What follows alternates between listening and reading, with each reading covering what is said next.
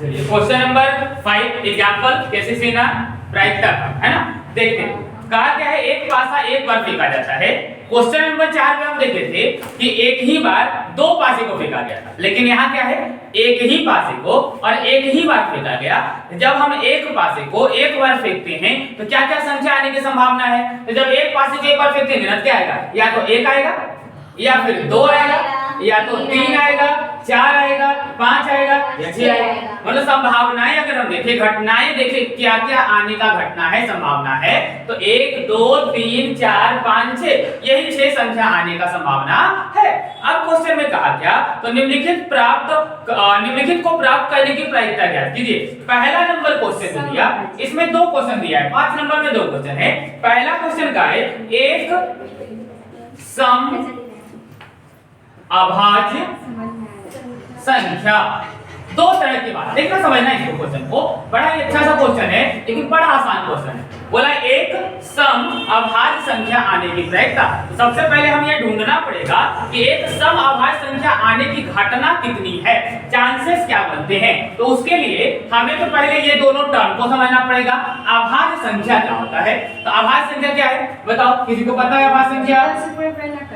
अभाज्य संख्या वो होता है कि जिसका केवल और केवल 2 गुणनखंड हो, मतलब एक उसका गुणनखंड खुद हो और उसका गुणनखंड एक दूसरा 1 हो। तो जिस संख्या की केवल और केवल 2 गुणनखंड आते हैं हम उसे अभाज्य संख्या कहते हैं। जिसका केवल कितने गुणनखंड हो, 2 गुणनखंड। जैसे अगर हम बात करें तो 2 गुणनखंड मतलब हम बात करते हैं 1 के बारे में, तो 1 क्या अभाज्य संख्या है। तो देखो 1 का भी गुणनखंड सिर्फ 1 ही होता है और कोई संख्या नहीं होता है, तो 1 हमारा अभाज्य संख्या में नहीं आता है। वही हम बात करेंगे 2 का, तो 2 का एक ही गुणनखंड है, एक 1 है और दूसरा वो खुद 2, ये हमारा अभाज्य संख्या में आएगा। फिर अगर हम बात करते हैं 3 का, तो 3 का भी एक ही गुणनखंड है, 1 है और दूसरा 3, मतलब केवल 2 गुणनखंड, मतलब ये भी अभाज्य संख्या में आएगा। 4 की बात करते हैं तो 4 का गुणनखंड 1 भी है, 2 भी है और 4 भी है, इसका गुणनखंड 3 हो आ गया, इसलिए ये भी हमारा अभाज्य संख्या में नहीं आएगा। वही अगर 5 की बात करेंगे तो 5 का 1 है, 5 है और कोई नहीं है, तो 5 भी हमारा अभाज्य गुणनखंड में आएगा, मतलब ये भी अभाज्य संख्या कहलाएगी। दूसरा अगर बात करेंगे 6 का, तो 1 है, 2 है, 3 है, 6, इतना ज्यादा हो गया, मतलब ये भी हमारा अभाज्य संख्या नहीं है। हमें पहले तो बोला क्या, हमें चाहिए क्या, अभाज्य संख्या चाहिए। तो अभाज्य संख्या में 1 से लेकर के 6 तक में कौन कौन सी संख्याएं आई, पहला आया 2, दूसरा आया 3 और तीसरा आया 5। बाकी तो हटा दो, तो जो हट गया उसको हटा देते हैं। हमारे पास पहला क्या हटा, पहला हटा हमारा 6, ये हटा दिए, 6 हमारा काउंटिंग नहीं करना। 6 के बाद कौन आया 4, 4 भी हमें काउंटिंग नहीं करना क्योंकि ये अभाज्य संख्या नहीं है। 4 के बाद क्या आया 1, ये भी अभाज्य संख्या नहीं, ये हट गया। लेकिन क्वेश्चन में सिर्फ अभाज्य संख्या नहीं कहा था, क्वेश्चन में कहा हमें कैसी अभाज्य संख्या चाहिए, हमें सम अभाज्य संख्या चाहिए। तो सम संख्या क्या होता है, तो सम संख्या उसे कहते हैं जो 2 से पूरी तरह कट जाए। अब बताओ इन दोनों में 2 से कटने वाला कौन है, 2 से कटने वाला बस ये है, मतलब हमें बस ये लेना है, ये भी हमारी गिनती में नहीं आएगा। तो कुल मिलाकर के अगर कुल घटना की बात करें तो कुल घटना कितना बच गया, बस 1, और कुल घटनाएं कितनी है 6। तो आंसर तो ऐसे निकल गया 1/6। लेकिन अगर इसको लिखना चाहें थोड़ा अच्छा से, इसको हटा देते हैं, ये जरूरत है नहीं। ये समझने के लिए अभाज्य संख्या आपको पता होना चाहिए, सम अभाज्य संख्या पता होना चाहिए क्या होता है। अगर हम यहाँ पे कुल घटना की बात करेंगे तो यहाँ पे आपको आने की घटना अगर हम देखेंगे, मतलब अगर हम बात करें सम अभाज्य संख्या आने की घटना, तो ये हो जाएगा कितनी बार आ सकता है, बस 1 बार। और अगर कुल घटनाओं की बात करेंगे, कुल घटना, तो कुल घटना 6। तो अब इसलिए अगर हम निकाले एक सम अभाज्य संख्या आने की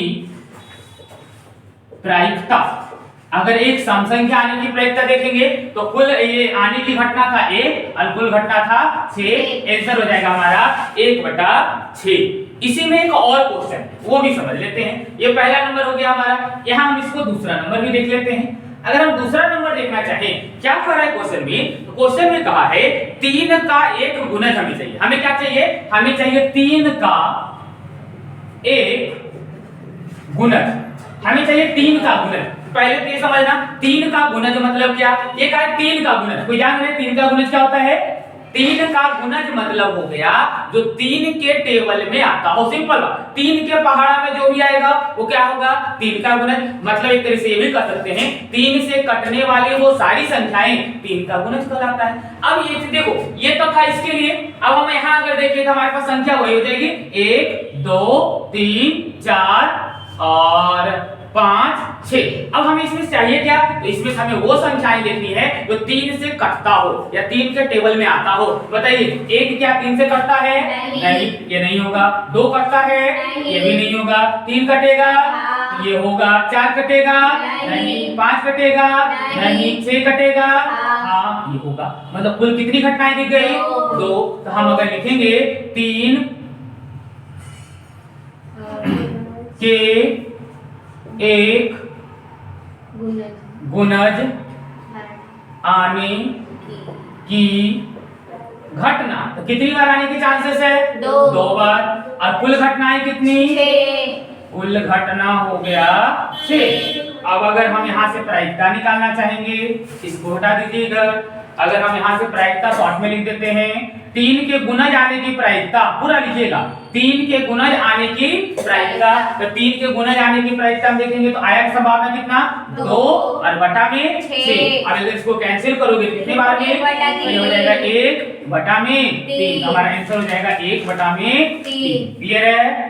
चलिए ठीक है।